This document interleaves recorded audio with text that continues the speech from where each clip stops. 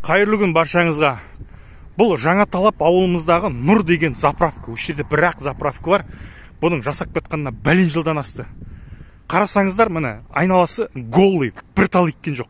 Қаншама көктем жылдар өтті. Қараңыз, міне айналасында жер бар, қомақты жер бар. Керек болса міне көп гектар жер болар. Жанынан былай арты бар, оның арына П-образный еще алды бар. Әлі бір тал еккен жоқ.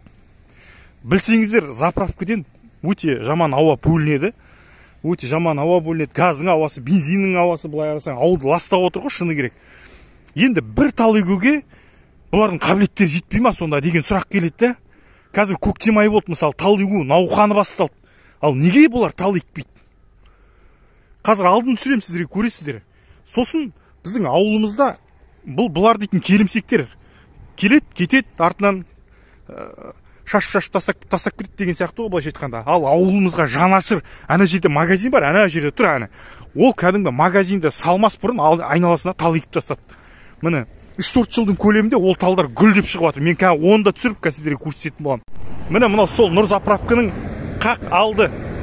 Міне алдында қаншама жері бар. Мына жерде гүлдендіріп қоюға болады ғой. Тіпті гүл жақсы, бір қараға шек қойшы ең болмаса бар ғой. Жаның бар, артың бар, мынаяқ жаның бар.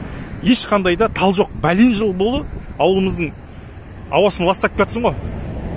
Ең болмаса бір тал егіп қойшы мына жерге. Ана газың келіп жатыр. Ешқандай да тал екпеген.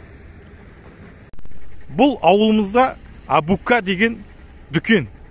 Бұның жасап кеткеніне 3-4 жылдың көлемінде, қараңыздар, міне қошап тастап, мына жерге тал егіп тастады. Бұл талдар көктемде бүршік атып, жазда жадырап, жайнап тұрады. Міне мини-маркет, дүкеннен үлгі алыңыздар. Заправканың жасап кеткеніне бәлен жыл болды, ауаны ластап кетір. Онымен қоймай, ешқандай да тал жоқ. Міне магазин сіздерге пример болсын.